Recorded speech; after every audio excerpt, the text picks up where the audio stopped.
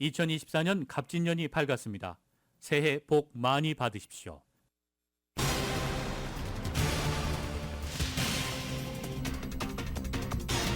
LA시의회가 정부가 제공하는 렌트비 보조 프로그램을 신청해 승인을 받은 후 아직 보조금을 받지 못한 세입자들의 퇴거 금지를 결정했습니다.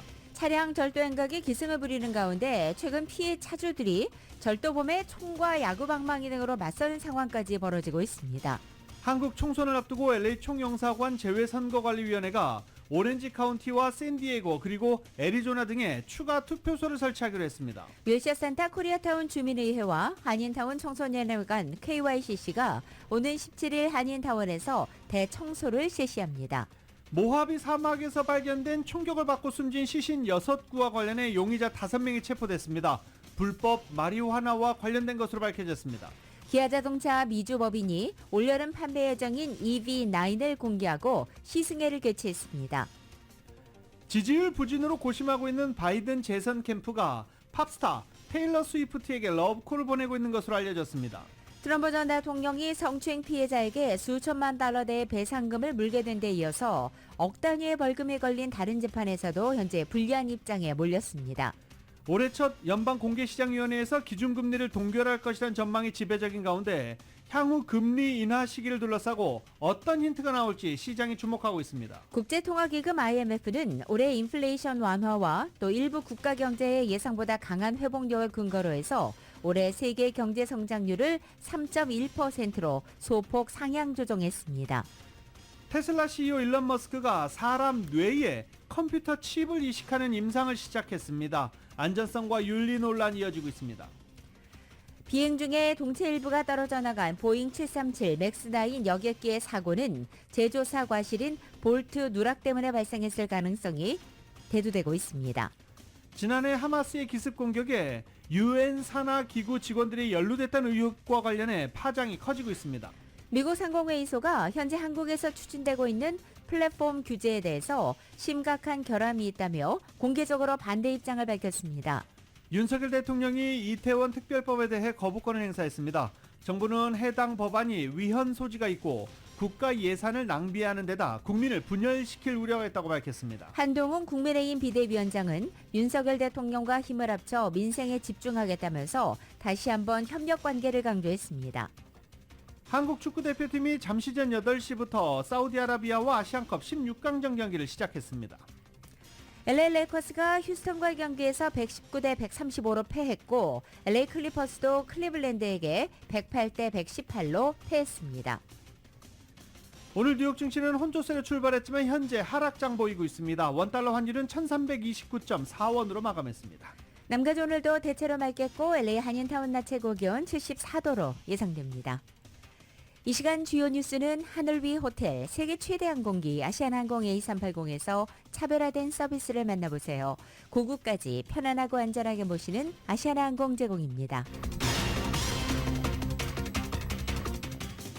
여러분 안녕하십니까? 김윤정입니다. 안녕하십니까? 유지승입니다. 2024년 1월 30일 화요일 라디오 솔모닝 뉴스 2부입니다. 야, 요새 가솔린 가격이 조금씩 오르는 것 같다. 느낌이 그러시죠? 실제로 오르고 있습니다. 오늘 LA 카운티 가솔린 평균 가격 4달러 60.2센트입니다. 어제보다 2.2센트가 상승한 것입니다. 오렌지 카운티는 상승폭이 더 큽니다. 어제보다 4.4센트가 오른 오늘 갤런당 가솔린 평균 가격 4달러 55.4센트를 기록하고 있습니다. 전국의 가솔린 평균 가격도 오늘 1.8센트가 올랐습니다. 3달러 12.5센트입니다. 이 추운 날씨, 이 날씨로 인해서 정유소 폐쇄가 도매가를 높이고 이에 대해 최근 발표된 GDP 자료 그리고 예멘 후티 반군의 홍해 상선 공격 등으로 전국의 평균 가솔린 가격이 다시 오르고 있는 것으로 분석되고 있습니다. 이런 상승세는 5월까지 지속될 것으로 전망되고 있습니다. 그럼 다시 또 5달러대 가솔린 가격 볼게 될 것으로 우려되고 있습니다. 윌셔세타 코리아타운 주민의회와 한인타운 청소년회관인 KYCC가 공동 주최하면서 오는 2월 17일 LA 한인타운에서 자원봉사자들이 타운 대청소에 나섭니다. 정윤호 기자가 전해드립니다.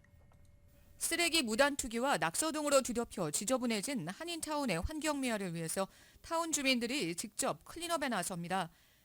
위셔센터 코리아타운 주민의회와 한인타운 청소년회 간 KYCC 공동주최로 오는 2월 17일 토요일 오전 9시부터 낮 12시까지 한인타운 팔각길과 제임스 우드 칠각길 선상에서 클린업 행사가 열립니다.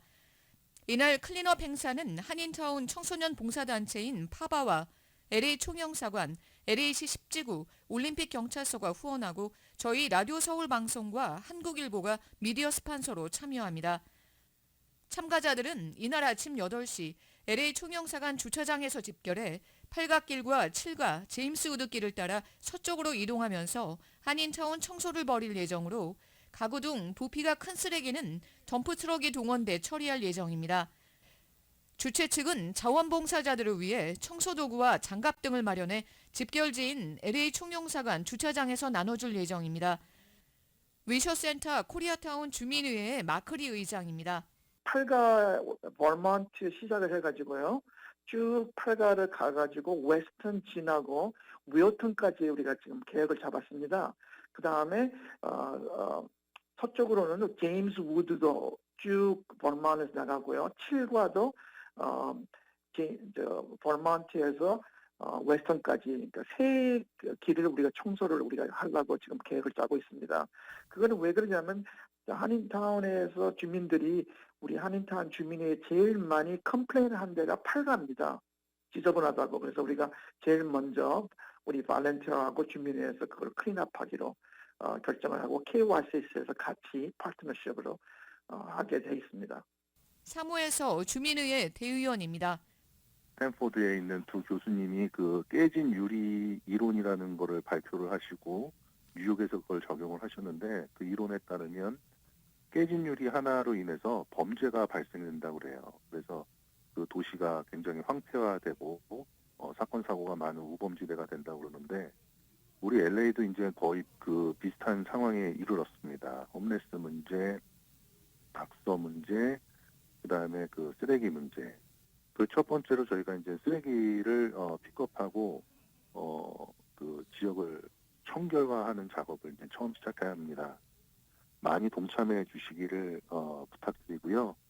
안전 뭐 이런 것들은 다 그 LAPD에서 책임을 져주기로 했으니까요. 어린 자녀들과 함께 우리 주변, 우리가 사는 곳 함께 청소하는데 동참하여 주시면 감사하겠습니다. 참가자들은 LA 총영사관 주차장에 주차할 수 있으며 청소를 마치고 난 후에는 참가자들을 위해 후원업체들이 마련한 도넛과 커피 등을 나눌 수 있는 스낵 타임도 마련됩니다. 이날 행사에 참여한 학생들에게는 KYCC가 자원봉사 크레딧을 제공합니다. 행사에는 당일 워크인으로 참여할 수 있습니다. 이날 오전 8시까지 LA 총영사관 주차장으로 집결하면 됩니다. 라디오 서울뉴스 정현호입니다. 샌버나디노 카운티 셰리프국이 어제 기자회견을 갖고 엘미라지 인근 사막지대에서 6명의 시신이 발견된 것과 관련해 용의자 5명을 체포했다라고 밝혔습니다. 어제 기자회견 잠시 연결해 보겠습니다. Reviewing the filing for this case, and there may be some questions that we're unable to answer, and we'll let you know what those are. And with that, I'd like to introduce Sergeant Mike Warwick to go through some of the details of this case. Mike. W-A-R-R-I-C-K.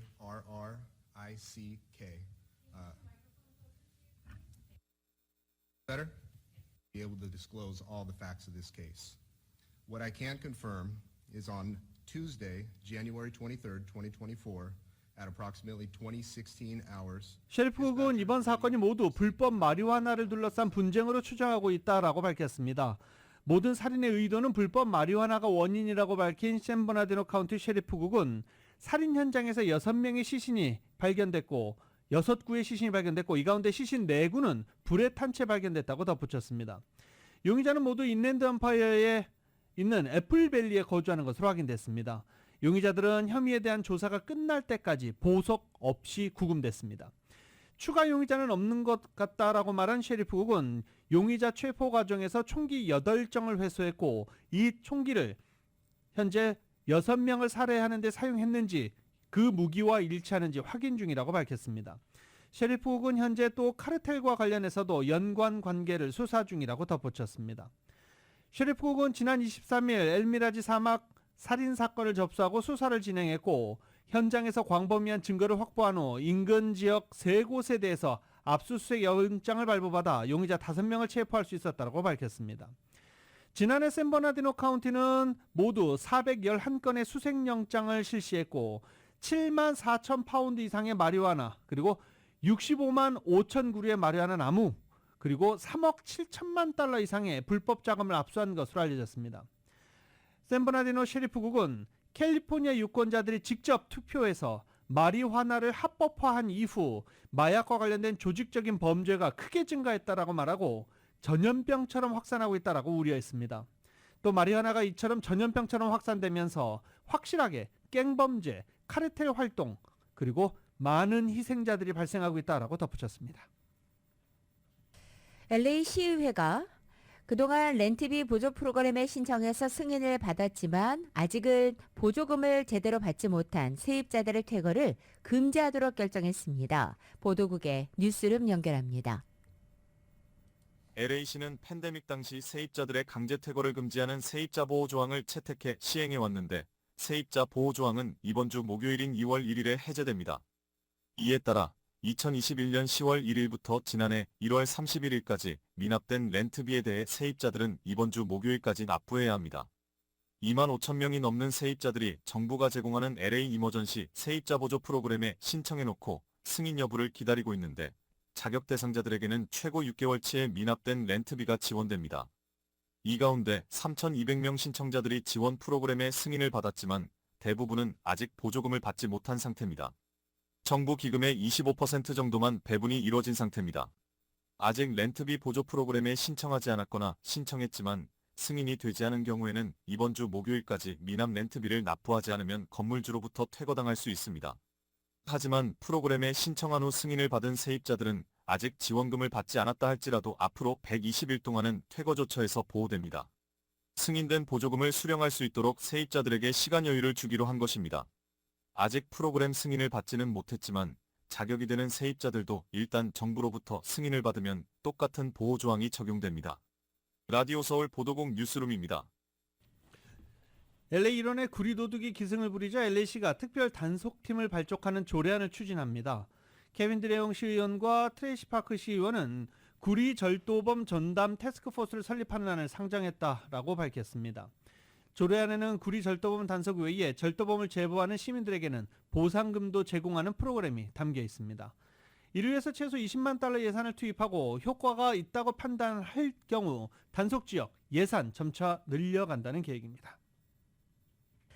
캘리포니아 법무부가 소셜미디어 단속 강화에 나섰습니다. 법무부는 어제 부모나 보호자 동의 없이 18세 이하 미성년자에게 중독성이 있는 자료를 보내는 것을 금지한다는 법안을 발표합니다. 이 법안은 소셜미디어 업체가 시간대별 플랫폼을 기본 설정으로 사용자 참여 콘텐츠 배열을 대신하고 또 업로드 순서대로 게시물을 표시하도록 할 예정이라는 것입니다. 또 성인의 동의 없이 자정부터 오전 6시까지 그리고 오전 8시부터 오후 3시까지는 알람 서비스를 할 수 없게 되는 것입니다. 한편 캘리포니아를 비롯해 전국 32개 주에서 메타가 젊은 사용자들을 중독시키기 위해 인스타그램과 페이스북을 특별 디자인하고 소셜미디어 플랫폼 위험성에 대해서 대중에게 반복적으로 오도하고 있다며 소송을 제기한 바 있습니다. 최근 차량 절도 행각이 기승을 부리는 가운데 결국 경찰이 빨리빨리 오지 않죠. 절도범은 눈앞에 있죠. 차주들이 총과 야구방망이로 맞서는 상황이 벌어지고 있습니다. 보도국 연결합니다. 썬밸리 지역에서 29일 아침 차량 절도 행각이 잇따랐으며 차주들은 야구방망이와 권총으로 절도범에 맞섰습니다.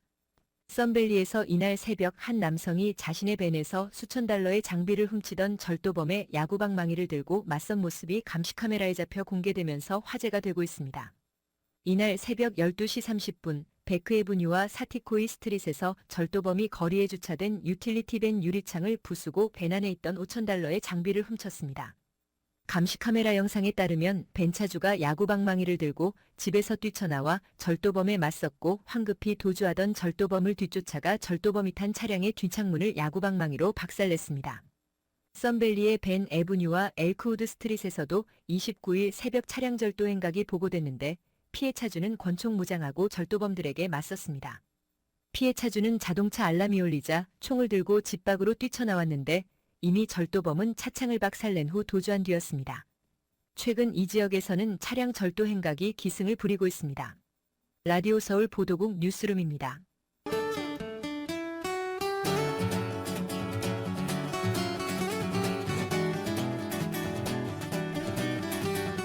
1월 30일 화요일 남가주의 날씨입니다. 화요일인 오늘도 남가주는 대체로 맑고 포근합니다. 오늘 낮 기온 각 지역에 따라 2도에서 5도가량 어제보다는 떨어지지만 여전히 평년 기온을 크게 웃도는 상태입니다. 수요일인 내일은 부분적으로 구름이 지나갔고 낮 기온은 보다 떨어져서 내일은 평년 기온을 보이겠습니다. 그리고 목요일부터는 비가 시작됩니다. 이번 비는 금요일 아침까지 이어지겠고 토요일에 잠시 수강 상태를 보입니다. 하지만 두 번째 찾아오는 스톰은 일요일부터 시작되며 보다 강한 빗줄기가 예상되고 있습니다. 이번 비는 주말을 지나 다음 한 주간 내내 비가 내리다 그치다를 계속할 것으로 전망되고 있습니다. 비 피해 없도록 준비하셔야 하겠습니다. LA 한인타운의 오늘 낮 최고 기온 74도, 밤 최저 기온 52도, 오렌지 카운티 지역은 75도, 50도, 밸리와 일랜드 엠파이어 지역은 77도, 52도, 해안 지역은 70도, 52도 되겠습니다. 한국은 오늘 부분적으로 구름 지나겠고 서울의 오늘 아침 최저 기온이 22도, 낮 최고 기온은 49도로 예상됩니다. 라디오 솔 모닝뉴스 2부 이 시간은 1250만 불 교통사고 최고 보상, 교통사고 전문 천재 변호사 리차드 호프만, 또 하나의 새로운 문이 열렸습니다. 한인은행 최초로 라스베가스에 진출한 오픈뱅크, 총 20억 달러의 승소, 크고 작은 교통사고와 상해, 브라이언 타필라와 시즐러, 한인타운 올림픽과 카탈리나의 새 지점을 오픈했습니다. 고객과 함께 새로운 미래를 열어가는 US 메트로뱅크 공동 제공입니다.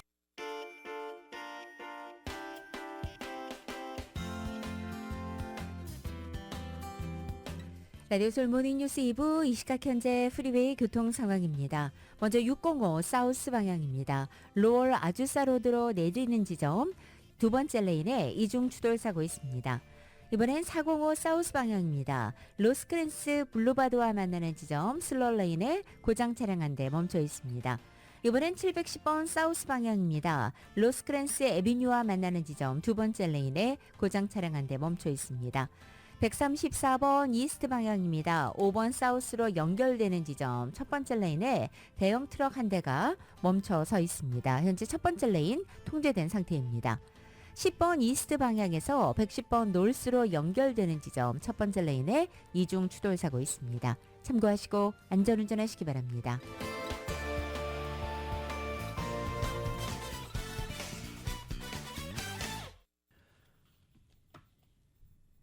세금 보고가 이제 곧 시작이 되죠. 연방국세청 어제부터 시작이 됐나요? 네, 어제부터 시작이 됐죠.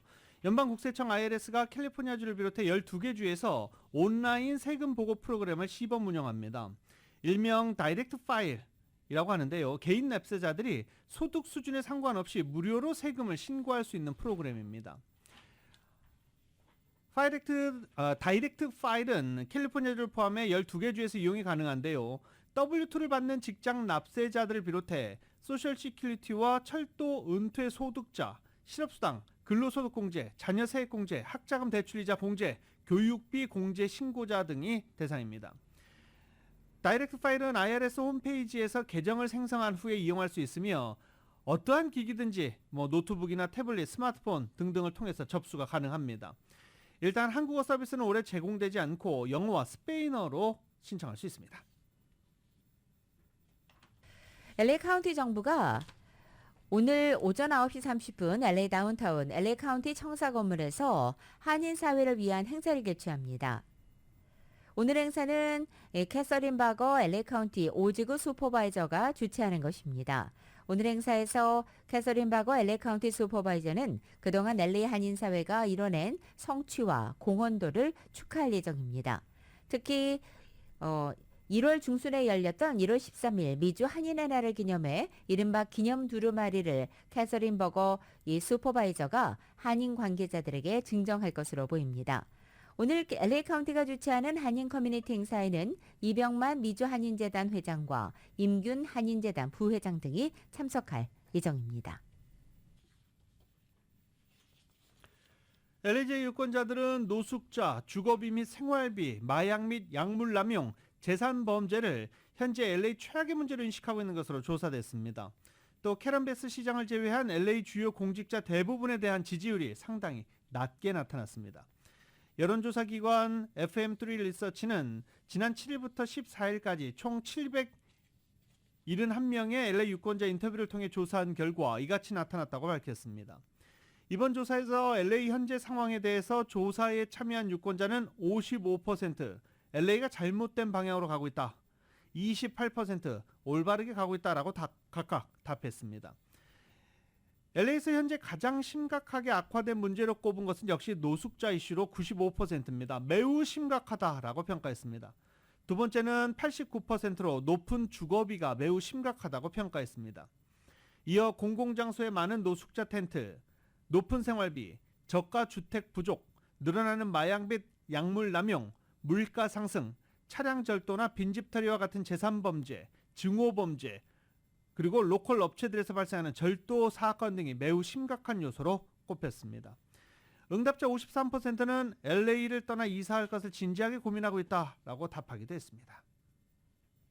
샌버나드로 카운티가 어제 과일 초파리 문제 해결을 위해서 2,000가구 이상의 주택에 과실나무를 모두 정리하겠다고 밝혔습니다. 나무를 모두 베어버리는 것은 아니고 캘리포니아 농무부는 과실나무의 가지를 정리하겠다고 밝힌 것입니다. 또 농무부는 가정집에서는 과실나무 열매를 당분간 따지 말 것을 당부했고 주택 소유주가 원하지 않아도 이번 이 가지 제거 작업에 의무적으로 동참해야 한다고 발표했습니다. 현재 농무부가 지정한 샌버나디노 지역은 북쪽으로는 이스트 하일랜드 애비뉴, 서쪽 경계는 가든과 엘리자베스 교차점, 그리고 동쪽 경계는 알라비스타 드라이브, 남쪽 경계는 실버리프 코트로 알려져 있습니다. 농무부는 이 지역 주민들에게 나무에서 떨어진 열매는 녹색 재활용 쓰레기통이 아니라 일반 쓰레기통에 버리라고 당부했습니다.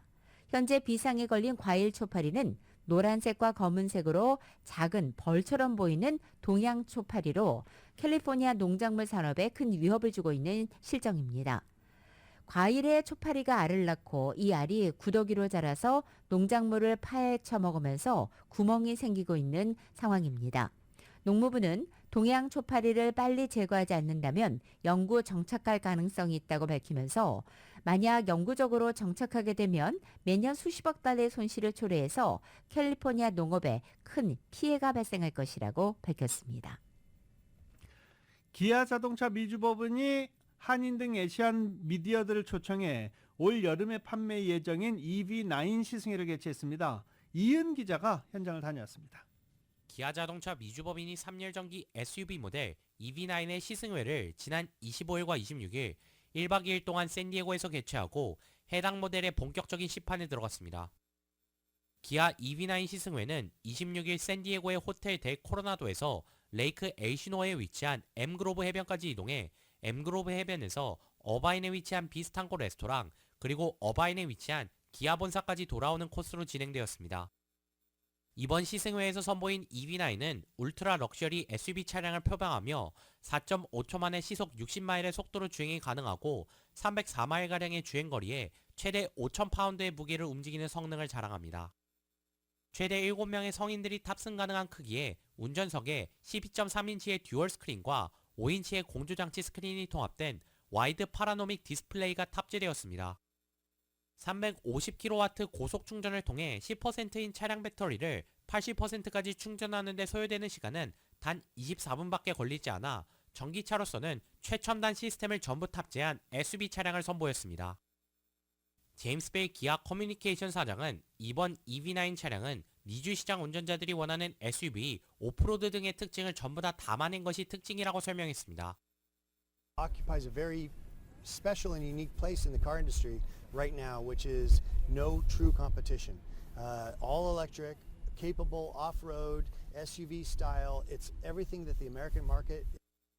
상리 프로덕트 플래닝 전략 매니저는 기아 운전자들 가운데 학부모들 중 자녀와 자녀의 친구들이 함께 탑승할 수 있도록 3륜에 관한 문의가 많았다며 이들의 의견을 적극 수용했다고 밝혔습니다. So the third row, we kept hearing from customers that they need more room in the third row. So we did a very good job in the Telluride, but this is what we do at Kia. We want to always improve. 이번에 기아가 선보인 EV9은 올 여름부터 판매 예정이며 출고가는 54,900달러부터 시작됩니다. 라디오 설 뉴스 이은입니다. 존리 LA 시의원 사무실은 2024년 음력설을 기념하기 위해 2월 4일 설날 행사를 개최합니다.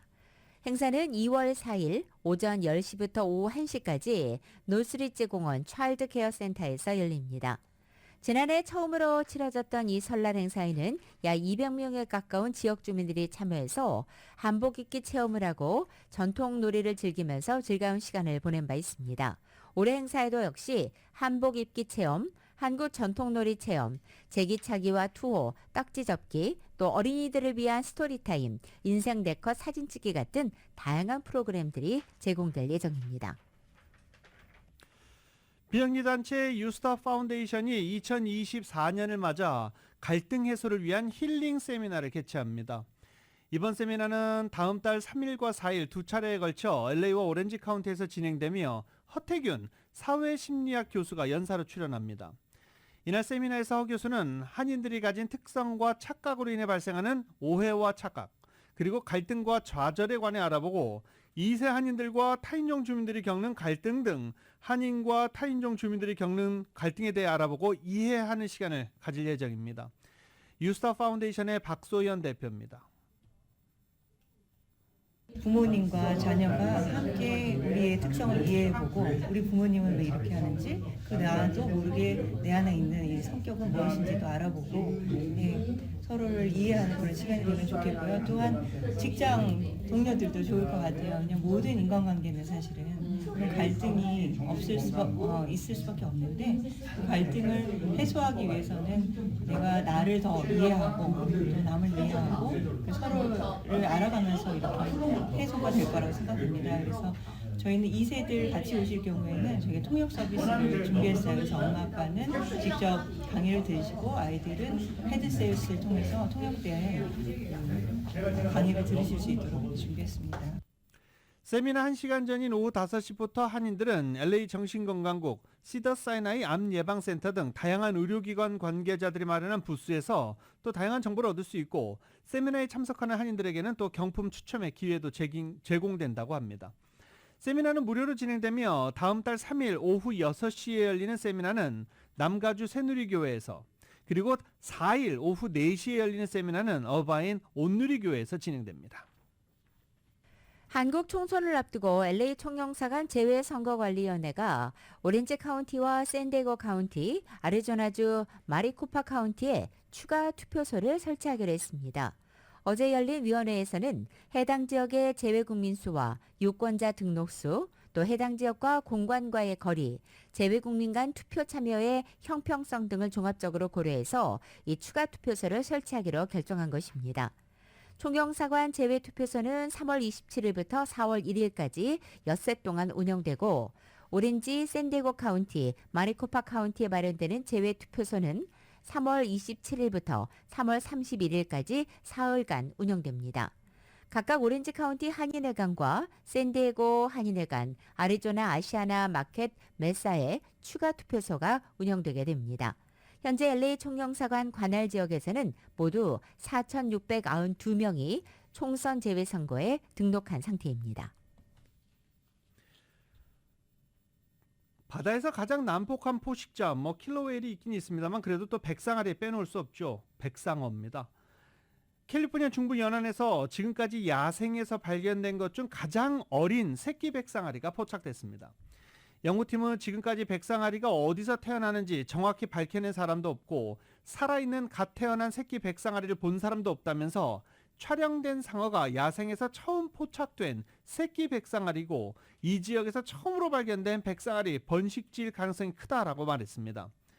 샌버나디노, 산타바바라에서 촬영이 됐습니다. 새끼 백상아리는 전 세계에서 수천 시간 촬영한 전문가 가우나 씨가 지난 7월 9일 산타바바라 인근 바다를 드론으로 촬영하던 중 포착된 것입니다. 온몸이 순백색이었고 이미지를 확대하고 영상을 느리게 확인하는 등 연구원들이 열심히 백상아리 새끼를 분석하고 있는 중입니다. 탄생의 신비 밝혀낼 수 있을지 과학계가 주목하고 있습니다.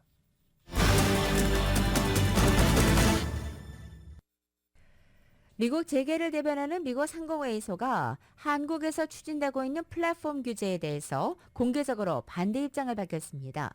이 같은 규제는 경쟁을 짓밟는 심각한 결함이 있다면서 한국은 분명히 성급하게 추진하고 있다고 우려했습니다. YTN입니다. 미국 상공회의소가 지목한 규제는 공정거래위원회가 제정을 추진하고 있는 플랫폼 공정경쟁 촉진 법안입니다. 거대 플랫폼 기업을 지배적 사업자로 지정하고 경쟁을 저해하는 부당행위를 막자는 것인데 국회에 이미 비슷한 법안이 20개 넘게 올라와 있을 만큼 관심을 받고 있는 내용입니다. 미 상공회의소는 아시아 담당 부회장 명의의 성명에서 한국이 플랫폼 법안을 통과시키려는 것이 명백한 성급함이라며 우려했습니다. 찰스 프리먼 부회장은 이런 규제가 소비자에게 이익이 되는 경쟁을 짓밟고 모범적 규제 관행을 무시한다면서 특히 정부가 외국 기업을 임의로 표적 삼기 해서 무역 약정을 어기게 만든다고 지적했습니다. 미국 등 여러 나라에서도 이런 규제를 시도했지만 다 실패했다면서 이 규제가 심각한 결함이 있다는 걸 증명할 수 있다고 강조했습니다. 그러면서 규제 법안 전문을 공개하고 미 정부와 기업계 등 다양한 이해관계자와 교류를 할 수 있도록 충분한 기회를 제공해야 한다고 촉구했습니다. 미 상공회의소는 미국 최대 경제단체로 정부와 의회에도 큰 영향력을 행사하고 있습니다. 한국의 플랫폼 규제를 공개적으로 반대하면서 미 정부의 대응에 관심이 쏠리고 있습니다. 과거 유럽연합이 비슷한 규제를 추진했을 때 바이든 행정부가 우려를 표한 적이 있습니다. 한국에서 규제 대상으로 예상되는 기업은 미국의 애플과 구글, 아마존, 메타와 한국의 네이버, 카카오 등입니다. 전문가들은 미국 기업을 겨냥한 불공정한 규제가 알리바바 같은 중국 기업에 이익이 될 것으로 보고 있습니다. 또 최근 한 조사에 따르면 국내 스타트업의 절반 이상도 플랫폼 규제를 부정적으로 보고 있습니다. 이런 가운데 공정위는 다음 달 중에 플랫폼 경쟁 촉진법의 정부안을 공개할 예정입니다. YTN 기정훈입니다. 비행 중 동체 일부가 떨어져 나가 구멍이 난 알래스카 항공 여객기 사고 원인은 볼트 누락인 것으로 보인다고 월스트리트저널이 보도했습니다.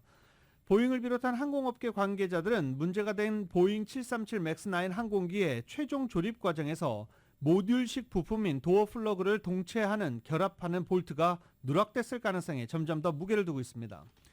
전문가들은 동체에서 뜯겨나간 도어 플러그에 볼트가 연결됐다는 흔적이 없는 점을 그 근거로 제시하고 있습니다. 도어 플러그는 창문과 벽체로 이뤄진 일종의 덮개입니다. 항공 규정상 추가 비상구를 설치할 필요가 없을 때 출입문 대신 도어 플래그를 설치합니다. 전문가들은 도어 플러그 조립 공정과 관련해 보잉사의 서류 작업이 미비한 점에 대해서도 지적한 것으로 전해졌습니다. 보잉사가 어제 신형기종의 인증 속도를 높일 수 있는 주요 안전기준 면제 요청을 철회하기로 했습니다. 보잉이 지난해 말 들으신 것처럼 737 맥스 7 기종이 엔진 부분 과열과 결빙 방지 시스템과 관련된 안전 기준을 충족하지 못해도 고객에게 인도할 수 있게 해달라고 연방항공청 FAA에 요청했습니다. 설계 변경 시간 등을 고려해서 2026년 5월까지 안전 기준을 면제해달라는 요청이었습니다. 그러나 이 면제를 처리한 보잉의 결정은 최근 사고로 인해서 737 맥스 기종에 대한 안전 우려가 제기된 가운데 이루어진 것입니다. 사람 뇌에 컴퓨터 칩을 이식하는 임상 시험이 시작됐습니다. 테슬라 CEO 일론 머스크가 시작한 것인데요. 머스크는 이를 통해서 생각만으로 휴대전화, 컴퓨터, 이를 통하는 기기를 제어할 수 있다라고 말하고 있습니다. 과연 이런 새로운 시승이 열릴까요? 안전성과 윤리 논란은 늘 따라오고 있습니다. YTN이 보도합니다. 머스크 소유 뇌신경 과학 스타트업 뉴럴링크가 인간 뇌에 컴퓨터 칩을 이식하는 임상을 개시했습니다. 머스크는 현지 시간 29일 자신의 소셜미디어 X에 인간이 처음 뉴럴링크로부터 이식받아 잘 회복하고 있고 뉴런 신호를 잘 탐지하는 초기 조짐을 보여주고 있다고 말했습니다. 머스크는 뉴럴링크의 첫 제품을 텔레파시라 불렀습니다. 생각하는 것만으로 휴대전화나 컴퓨터와 이를 통하는 기기를 제어하는 것으로 뉴럴링크의 1단계 목표입니다.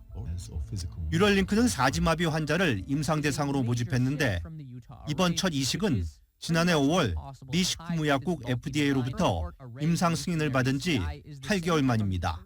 We've been working hard to be ready for our first human, and obviously we want to be extremely careful and certain that it will work well before putting a device in a human. 지난해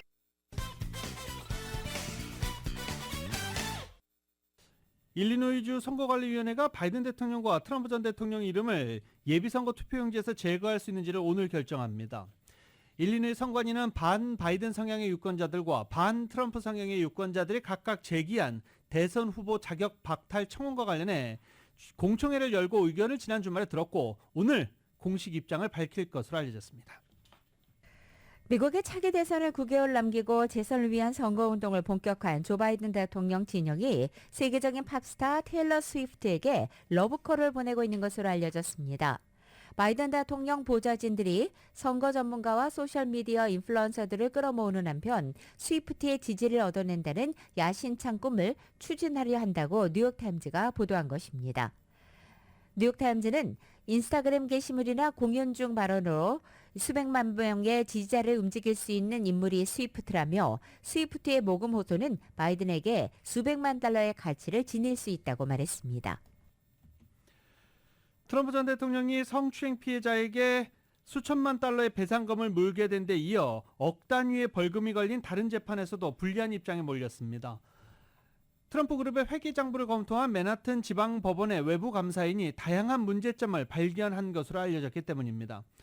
또 트럼프 호텔로부터 트럼프 전 대통령이 대여했다는 4,800만 달러를 회계 처리하는 과정에서 또 의혹이 제기되기도 했습니다.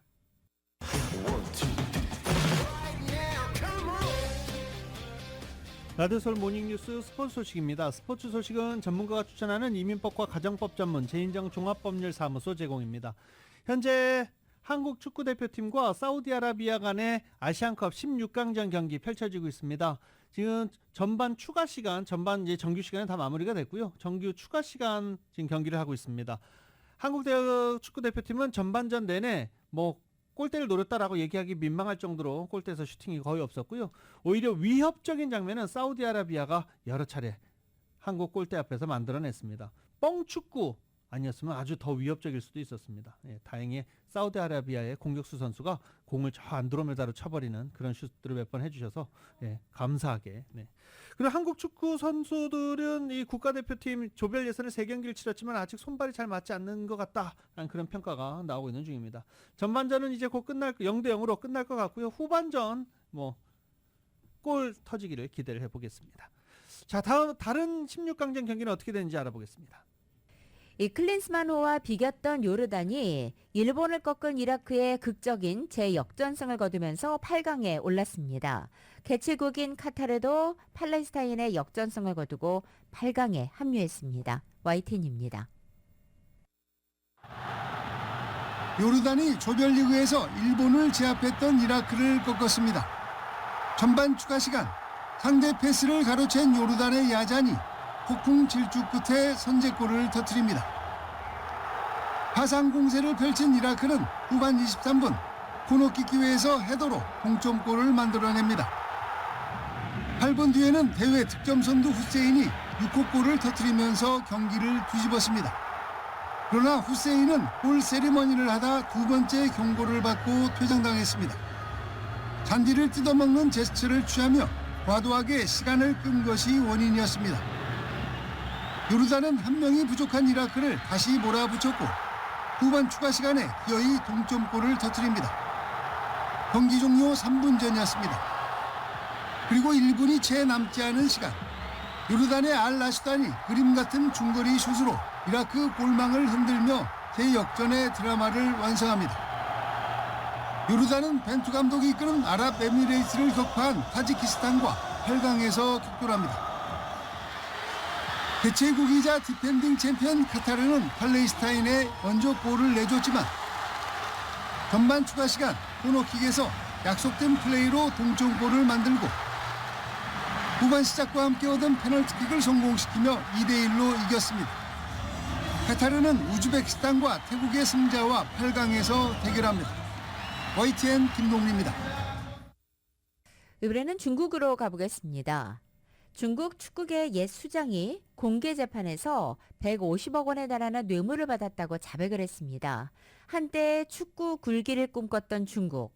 고질적인 부패 속에 최악의 성적을 면치 못하고 있는 실정입니다. YTN입니다. 지난해 2월 낙마한 천슈이안 전 중국 축구협회 주석이 법정에 섰습니다.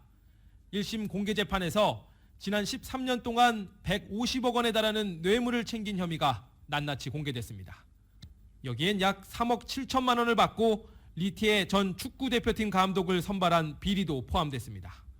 본전을 찾기 위해서인지 리 전 감독도 돈을 받고 실력 미달의 선수 4명을 국가대표로 뽑았습니다. 결국 재작년 11월 꼬리가 잡히면서 중국 축구계에 대대적인 사정의 칼바람이 몰아치기 시작했습니다. 중국 프로축구팀에서 뛰던 우리나라 국가대표 손준호 선수까지 승부 조작에 연루될 정도입니다. 비리로 얼룩진 중국 축구의 성적표는 바닥으로 곤두박질 쳤습니다. 최근 열린 아시안컵 조별리그에서도 2무 1패로 탈락했습니다. 조별리그에서 1승도 못한 건 48년 만이고 한 골도 넣지 못한 건 처음입니다. 카타르와 마지막 경기마저 1대0으로 패하자 중국 응원단조차 야유를 퍼부었습니다. 한때 축구 굴기를 꿈꾸며 전폭 지원했던 시진핑 주석도 앞서 이렇게 실망감을 표시한 적이 있습니다. 시진핑 집권 3기 반부패 투쟁의 칼끝은 축구계뿐만 아니라 의료, 금융, 공안에 이어 군까지 겨냥하고 있습니다. 베이징에서 YTN 강정규입니다. 자, 어제 NBA LA 레이커스와 LA 클리퍼스는 모두 패했습니다. LA 레이커스는 어제 휴스턴과의 경기에서 119대 135로 패했습니다. 휴스턴한테 지는 팀이 있네. 네, 레이커스가 어제 졌습니다. 클리퍼스는 클리블랜드에게 108대 118로 패하기도 했습니다. 뭐 아직 시즌 초반이니까요. 네. 자, 그리고 이제 이번에 슈퍼볼은 라스베가스에서 열립니다. 2월 11일 일요일에 슈퍼볼이 열리게 되죠. 슈퍼볼이 라스베가스에서 열리는데 라스베가스에서 슈퍼볼이 열리는 것 이번이 처음입니다. 그래서 그런가요? 슈퍼볼 입장권 티켓 재판매 사이트에서 입장권 티켓이 지금 9,815달러까지 치솟은 상태입니다. 지난해 애리조나주 글렌데일에서 열렸던 이 캔자스시티와 필라델피아 간의 슈퍼볼 티켓 평균 가격이 5,795달러였던 것과 비교하면 거의 2배입니다. 가격이 중간 이후 뭐 하락할 수도 있어도 예전 가격 최고 기록을 세웠던 템파베이와 캔자스시티, 당시 탐브레드가 있었을 때죠. 템파베이 버캐니어스와 캔자스시티 간의 경기였던 7,046달러보다 훨씬 높을 것으로 예상이 됩니다. 2024년 1월 30일 화요일에 전해드린 라디오 서울 모닝뉴스 여기서 마치겠습니다. 지금까지 진행의 유지승, 김윤정이었습니다. 모닝뉴스 2부 이 시간은 1250만 불 교통사고 최고보상, 교통사고 전문 천재 변호사 리차드 호프만, 또 하나의 새로운 문이 열렸습니다. 한인은행 최초로 라스베가스에 진출한 오픈뱅크, 총 20억 달러의 승소, 크고 작은 교통사고와 상해 브라이언 타필라와 시질러, 한인타운 올림픽과 카탈리나의 새 지점을 오픈했습니다. 고객과 함께 새로운 미래를 열어가는 US 메트로뱅크 공동 제공이었습니다. 잠시 후 9시에는 강혜신의 오늘의 미국이 방송됩니다. 함께해 주신 여러분 고맙습니다.